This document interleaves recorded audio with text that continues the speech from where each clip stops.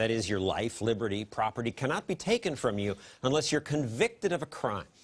Now, that's not entirely a myth. Still largely true when it comes to your life and liberty. But your property? If you're in the wrong place at the wrong time, forget about it.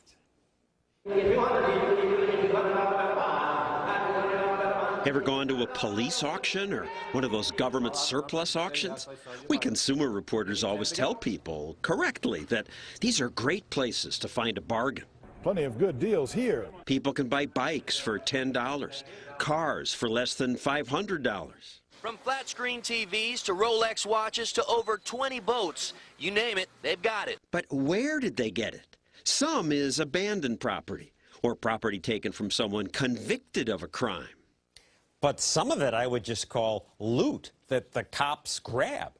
Take the Chevy Silverado that used to belong to Zaher El-Ali. Ali's repaired houses and cars in Houston for 30 years. He fixes them up and then sells them. But then he sold a truck like that one to a man on credit. Ali held the title to the car until he was paid, but he never was paid in full because the buyer drove drunk and then got arrested. The cops then seized Ali's truck and kept it. They planned to sell it. Ali can't believe it. Look, I own the truck. The truck done nothing. This is my money. Why are you taking my money? The police say it's their right under the forfeiture law because the person driving the car that day broke the law. I have never seen a truck drink and drive. Every day, I mean, it drink gasoline and that's about it, but it will not drive until I drive it. I don't think it's the fault of the truck, and they know better. I wouldn't think it's the fault of the truck. Here to explain how this works is Ali's lawyer, Scott Bullock. He's with the Institute for Justice. Also from Reason Magazine is Radley Balco. So why isn't it his truck? Somebody drove drunk. He didn't. That's exactly right. It should be his truck. It is his truck, but under this bizarre legal fiction called civil forfeiture, the government can take your property, including your home, your car, your cash, regardless of whether or not you are convicted of a crime. It's led to horrible abuses like the abuse in Houston, where you have a wholly innocent property owner swept up in these forfeiture proceedings. And it almost sounds like a gimmick where the authorities get to grab stuff. Well, yes, and one of the main reasons why they do this and why they love civil forfeiture is because in Texas and over 40 states and at the federal level, police and prosecutors get to keep all or most of the property that they seize for their own use, so they can use it to improve their offices, buy better equipment. In some states like Texas, even pay their own salaries with this forfeited property. Which gives them a big temptation to take stuff. Your law firm has made this cartoon that tries to explain how this system works. Let's just take a look at that. If police suspect that you committed a crime, they can arrest you and put you on trial. At that trial, prosecutors must prove you are guilty beyond a reasonable doubt. But if police suspect your car was involved in a crime, they can take it, sell it, and in most places, pocket the proceeds to pad their budgets. They need not prove you committed any crime. With civil forfeiture, your property is guilty until you prove it innocent to get it back. Carrying too much cash? Police can accuse you of selling drugs or laundering money and seize it. No Seize conviction. it without ever taking you to court. And police departments around the country have discovered this is a really good way to raise money. In 1986, the Justice Department's forfeiture fund took in $94 million. Now, it has more than $1 billion. So with budget cuts coming, this must be very tempting for the police. Well, it is tempting, and there are lots of crazy stories about what they do with this money when they have it. There's a district attorney's office in Texas, for example, that used forfeiture money to buy an office margarita machine that won first place at a county fair in a margarita competition. There's another district attorney in Texas who used forfeiture money to take a junket to Hawaii for a conference on asset forfeiture. And I understand that he was asked, how could you possibly do this? And he said... His response was, well, a judge signed off on it, so it's okay. They found out later that the judge that signed off on it actually went with him on the junket to Hawaii. And where's the public outrage? Well, the public, when they learn about civil forfeiture, is outraged about it. People in this country should not lose their property without being convicted of a crime, and we certainly should not have this. Some in Congress say they're moving closer to a plan that'll make health care cheaper and better. Sounds great. But when government takes charge, it can also mean innovation stops, and you may not get the breakthroughs and care that you need to save your life. Affordable health care for every single American. That's what we're called upon to do. Care for everyone for less money. Critics say that just isn't possible. The only way they can get costs down under a government-run system is to control the amount of money that is spent on health care. But there's much more of a demand for health care than the government is willing to pay for. And so we will have long waits for care, just like they do in Canada and in Great Britain. Those countries do have problems. The nationwide shortage of NHS dentists. In England, people wait just to register for a dentist. Hundreds of people queued Waits are around. so long, some people do it themselves. He used super glue. Some pull their own teeth, dental tools, pliers, and vodka. What do we want? Patients protest because the health service won't pay for drugs they say they need. The president says he doesn't want that. When you hear the naysayers claim that I'm trying to bring about government-run health care, know this, they're not telling the truth. But once he did say that if he were starting from scratch, I would probably go with a single-payer system. he says he doesn't want government-run health care. He does want government health care. He just wants to go about it in a slow way so people don't realize what's happening to them. Many pundits and economists agree, saying Obama's plan will build a bridge to government-run health care. And we're all going to face long waiting lists and have lack of access to the latest care. People line up for care, some of them die. That's what happens. Canadian doctor David Greitzer, author of The Cure, thought Canada's government health care was great until he started treating patients. The more time I spent in the Canadian system, the more I came across people waiting for radiation therapy, waiting for the knee replacement so they could finally walk up to the second floor of their house.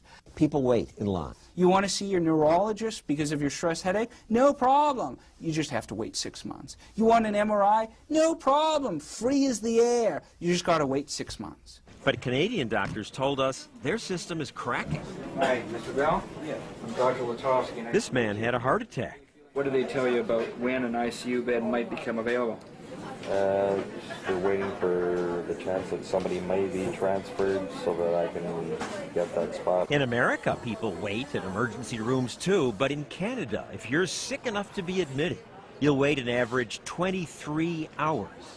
We can't send these patients to other hospitals that have capacity because there is no other hospital in the area that has capacity. There was no bed for this little girl, and she had no pediatrician that her parents could take her to monitor her seizures.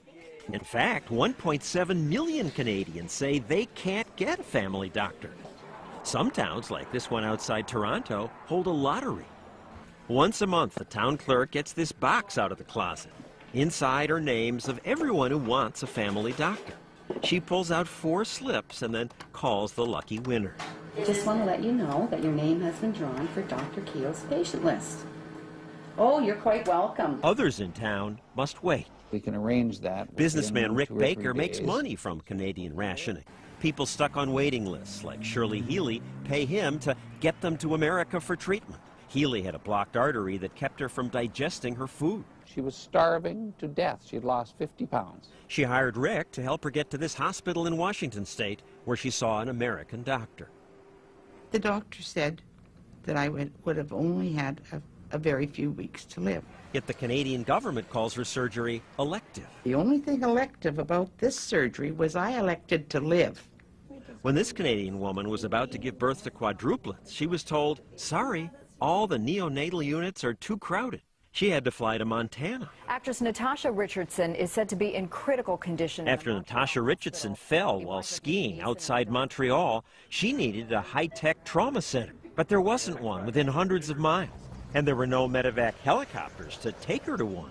So yes, our profit-driven system is expensive and sometimes wasteful, but it's that pursuit of profit that's given us inventions that save lives. This is the country of medical innovation. This is where people come when they need treatment. Thousands come here from countries with government health care. When this Spanish tenor got cancer, he came to America. So did this sheik from the United Arab Emirates, Italy's prime minister, and Archbishop Desmond Tutu. Literally, we're surrounded by medical miracles. Death by cardiovascular disease has dropped by 2/3 of the last 50 years. You got to pay a price for that type of advancement. Who said all Breakthroughs like birth control pills and robotic limbs wouldn't have happened without the possibility of big profit, says Grace Marie Turner of the Galen Institute. I want companies to come up with cures for Parkinson's, cures for cancer, cures for Alzheimer's. Unless there is a reward for them to do that, we're not going to have those new medicines. Well, government has researchers. We have the NIH. Government is responsible for 4% of the drugs on the market today. She's right. You want innovation and fast treatment? That often comes from people pursuing profit. And you see that in Canada, because even here there is one area where they do offer easy access to cutting-edge technology. CT scan, endoscopy, thoracoscopy, laparoscopy. Available all the time. 24 hours, 7 days a week. Patients rarely wait. If I see a patient that's torn a cruciate ligament in that patient's knee, we can generally have that patient scheduled within probably a week. But you have to bark or meow to get that kind of treatment. Want a CT scan in Canada? Private vet clinics say they can get a dog in the next day. For people, the waiting list is a month. All right, we call America a home of the free, but John Stossel says it's quickly turning into the home of the special favors. Watch. Politicians say they want everyone to have equal opportunity, but then they give special breaks to certain companies. We'll all benefit from it. All benefit? No, all don't benefit. The privileged benefit. Like members of Congress when it came to Obamacare. Is there any other large employer who gets the same treatment? The congressional provision only applies to Congress. Unions complain. But we'll be damned if we're going to lose our health insurance because of unintended consequences. So unions got a special break. So you complain, you got a special break. Hey, John Stossel. Not everybody who complains. If you complain and you've given money to the party in power, and then you get special breaks. So we're not equal. If you're loud and you have a big enough wallet and a good power behind you, then that favor will happen. What specifically is happening around Washington that you've noticed? This is the part that galls me. Now the richest counties in America, for the first time, are surrounding Washington, D.C., 6 out of the top 10. And it's, people say we need rules to prevent, like, Solyndra. This guy, George Kaiser, a billionaire who gave money to Obama, went to the White House often. You know, it wasn't just green energy, it was a connected green energy. Well, we have to have a rule. Well, no rule can stop this. Once government is spending $3+ trillion, they're going to gather there, and the connected will suck it up. But when they spend, we pay, right? Yeah, right. And in and around Washington, you said that it's getting built up. I mean, we were over in Alexandria, in and around there. That's where the investment is, where people are making the most money. That's where the private contractors are.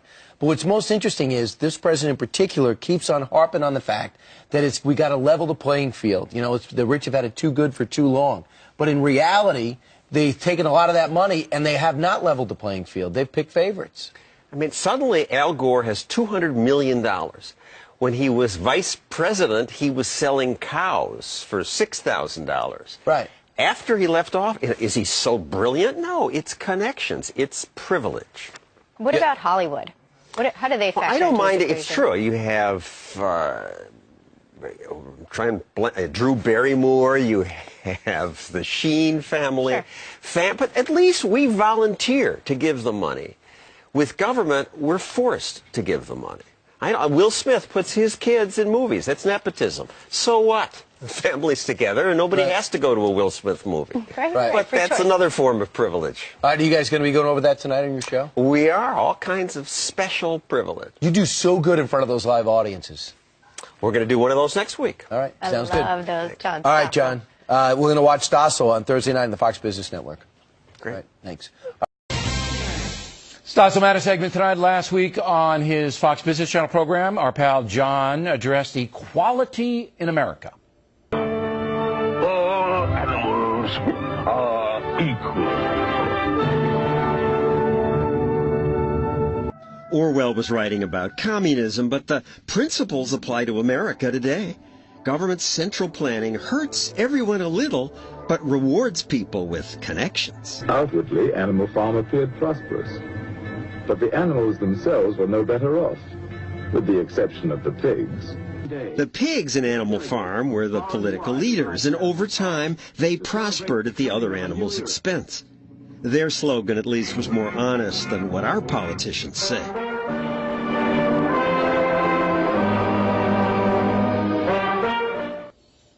All right, joining us now from our New York studios, Stossel. So, define your belief so even I can understand it about equality in this country.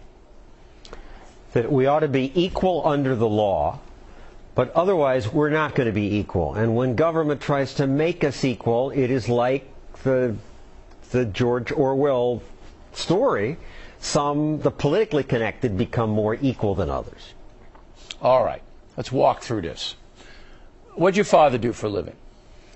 He came here as a poor immigrant and worked in a factory and then invented something and eventually owned half the factory. Okay. You didn't have any political connections growing up. Where'd you grow up? Outside Chicago, suburbs. All right. So you don't have any political connections, right? Right. All right. So you rose up to be one of the most famous economic reporters, consumer reporters in the country, right? True. Okay. Now, same thing with me. My father was a low-level accountant. Didn't make a lot of money. No connections anywhere. And look at me, Stossel. I'm more famous and powerful than you. All right? So, I think that most Americans are equal in the sense that they have a chance to achieve things that are amazing. Are you going to tell me I'm wrong based upon you and me? No, though we did have two parents. We are white. Maybe that gave us advantages. But I think you're right. That's not fair, though. That's not fair because some people are born with diseases. Some people get hurt in a car accident. That's just fate. The country's structure allows you and me and everybody else watching, if we work hard and if we are honest, to achieve tremendous things. And nobody is denied that pursuit of happiness, I don't believe. I agree with you. Why are you using that, Stossel, your wrong tone? What matters is if we have income mobility, and we still do in America. The Pew Research shows that most people move out of, the kids of most people move out of the income bracket that they're in, and 10% move from the bottom all the way to the top. If they work in the structure that we have. But you seem to be saying that some of the animals are more equal than others if they're members of the political class. And I'm telling you, I don't know anybody in the political class, and they can't touch me. But how about the fact that they forcibly take money from you to give it to people? Well, that's the Constitution gives them the right to tax. Right, but then to give it to the politicians who gave money to Solyndra, the biggest shareholder was a big Obama contributor. No system is perfect. No system is perfect. And you also dealt with nepotism in your special last week, your show last week. Again, nepotism, you know, like athletes who inherit skills from their parents. There's a lot of athletes whose parents were professional athletes, and there's nothing wrong with that.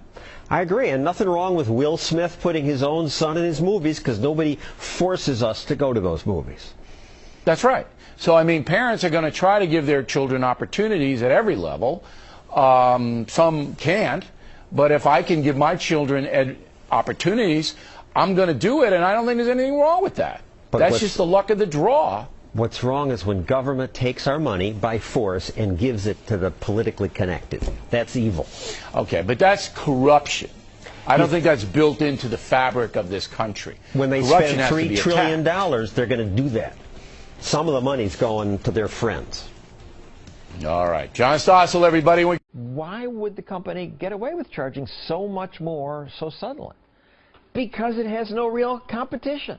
Other epinephrine pens were rejected by the FDA. Competitors who want to come out with a similar type product have to invest money with this huge amount of uncertainty, A, whether they're going to pass FDA inspection, and B, whether they're going to potentially infringe on Mylan's patent. So there's this double whammy of having to overcome the FDA and the patent system, and I would call that cronyism. I would call that government deciding who wins and loses in an industry.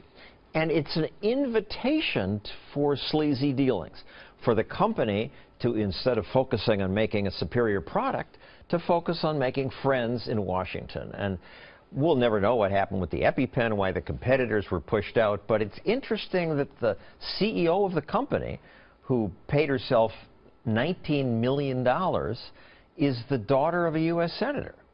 Well, it is interesting, but this is in a moment where you have both Trump people and Sanders people starting to come together on these kind of arrangements, and there's a lot of anti-FDA sentiment out there on both the left and the right, I would say that.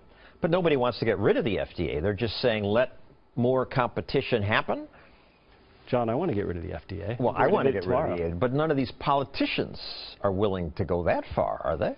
No, people want regulation, but they don't want cronyism, and those two things go hand in hand. We have to understand that as one grows, the other grows. And to be clear to the audience, when we're saying let's get rid of the FDA, we're not saying let all kinds of crooks poison you. We're saying market mechanisms would do it better, like Underwriters Laboratory or Consumer Reports. Private testing groups would appear, and I wouldn't take a pill unless it's got approval from one of those organizations. Absolutely. The marketplace is the real regulator, including what should have been allowed to happen with the banks in 2008, the bankruptcy and liquidation process. Let them go bankrupt, and then the banks that made smart loans would do well, and the idiots who got bailed out wouldn't be even bigger today. Well, that's the difference between free market capitalism and state capitalism. With state capitalism, there's upsides for the parties involved, but no downsides. In real capitalism, there's both. Well, let's root for that. Thank you, Jeff Dice.